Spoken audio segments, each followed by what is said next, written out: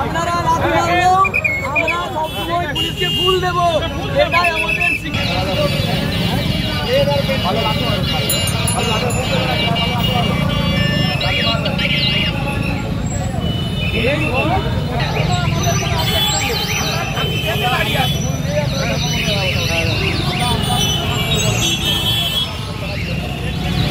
বুধবার এসএসসির চাকরিহারা শিক্ষক শিক্ষিকাদের আন্দোলনের উপর পুলিশ লাঠি চালিয়েছিল বলে অভিযোগ ছিল।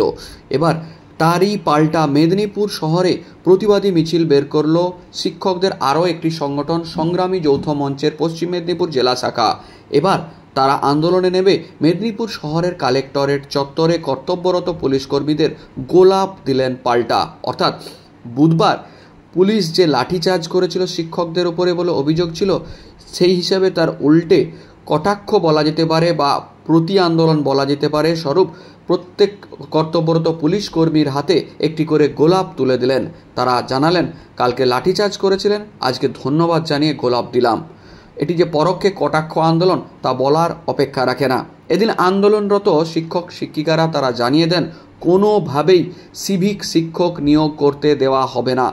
সমস্ত যারা চাকরি হারিয়েছেন তাদের পুনরায় যোগ্যদের পুরনো পদে সসম্মানে ফেরত আনতে হবে। শুনে নেওয়া যাক কি জানালেন সংগ্রামী যৌথ মঞ্চের আন্দোলনরত শিক্ষক শিক্ষিকারা মেদিনীপুর শহরে বৃহস্পতিবার বিকেলের পর।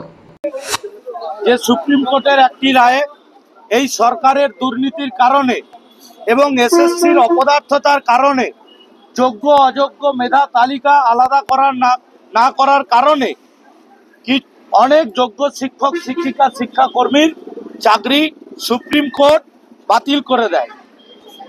কিন্তু গত নেতাজি ইন্ডোর যে মিটিং, সেই মিটিংয়ে আমাদের মুখ্যমন্ত্রী যোগ্য শিক্ষক শিক্ষিকাদের কাছে আবেদন জানান, উনি যোগ্য শিক্ষক শিক্ষিকাদের ব্যাপারে চিন্তা ভাবনা করছেন। সঙ্গে সঙ্গে পরে বলেন, অযোগ্যদের ব্যাপারেও আমি পরে ভাববো। যা যোগ্য শিক্ষকদের মনে প্রশ্নের চিহ্ন দেখা দিয়েছে। এবং যে আবেদন সুপ্রিম কোর্টে করা হয়েছে সেখানে লেখা আছে যে আগামী সেশন পর্যন্ত অথবা নতুন শিক্ষক নিয়োগের পরীক্ষা শুরু করা নিয়োগ পর্যন্ত শিক্ষকদের চাকরি করতে অস্থায়ীভাবে সুযোগ দেওয়া হোক।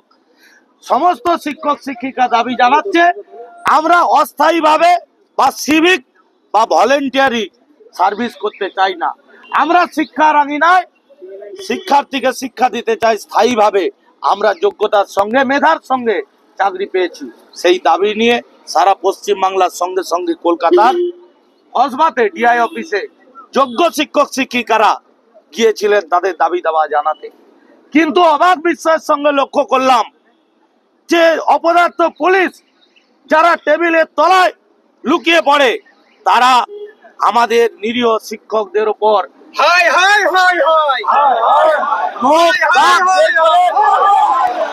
নখ দাঁত বের করে ঝাঁপিয়ে পড়লো। এমনকি আমরা যে শিক্ষককে গোটা সমাজ অত্যন্ত সম্মান দেয়, আমরা যাদের শিক্ষকদেরকে পরম পূজ্য মনে করি, সেই শিক্ষকের পেছনে লাথি মারা হয়েছে পুলিশের দ্বারা, যেটা একটা শিক্ষককে লাথি নয়, এ লাথি গোটা পশ্চিম বাংলার সমস্ত শিক্ষক শিক্ষিকা শিক্ষাকর্মীর মুখে লাথি এবং শিক্ষা ব্যবস্থার মুখে লাথি। এর বিরুদ্ধে সারা পশ্চিম মেদিনীপুরের সংগ্রামী যৌথ মঞ্চ উদ্যোগ নিয়েছে। কিন্তু এখানে সমস্ত দলমত নির্বিশেষে সমস্ত শিক্ষক শিক্ষিকা শিক্ষাকর্মী উপস্থিত হয়েছেন এর প্রতিবাদে বিক্ষোভ জানাতে। সমস্ত শিক্ষক সমাজ আজকে পথে নেমেছে। আমরা আহ্বান জানাচ্ছি, পুলিশ প্রশাসনে এখনো যারা ভালো লোক আছেন, যারা শুভবুদ্ধি সম্পন্ন মানুষ, আসুন পশ্চিম বাংলার শিক্ষায় নতুন সূর্য উদয়ের জন্য এই দুর্নীতিগ্রস্ত সরকারটাকে ছুড়ে ফেলে দিই। আগামী দিনে শিক্ষায় নতুন সূর্য উঠুক, এই আবেদন নিয়ে আজকে শিক্ষক সমাজ পথে নেমেছে। আপনার নাম? আমার নাম আশিস কুমার মাঝি। আমাদের নেতা আছে স্নেহাশিস কোনার, আমাদের স্যার আছেন, স্যারের নামটা বলুন। মোহাম্মদ শরীফ মল্লিক। এই মেদিনীপুর জেলার একজন বিশিষ্ট শিক্ষক, অত্যন্ত যোগ্য মেধা সম্পন্ন শিক্ষক, তাকেও আজকে চাকরি হারা হতে হয়েছে। আমরা এদের দুঃখে যদি সমব্যথা জানাতে না পারি, আমরা যদি আজ পথে না নামি, আমাদের যারা উত্তরসূরি আসবে তারা আমাদেরকে কোনোদিন ক্ষমা করবে না। পশ্চিমবাংলার উত্তরসূরি আমাদের কোনোদিন ক্ষমা করবে না। ঠিক আছে,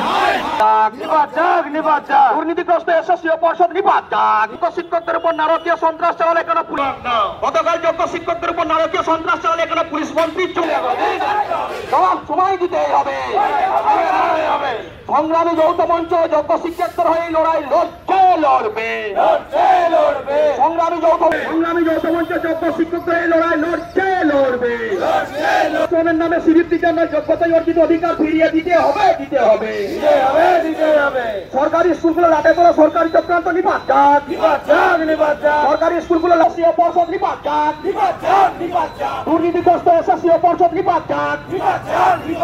পুলিশ তুমি যত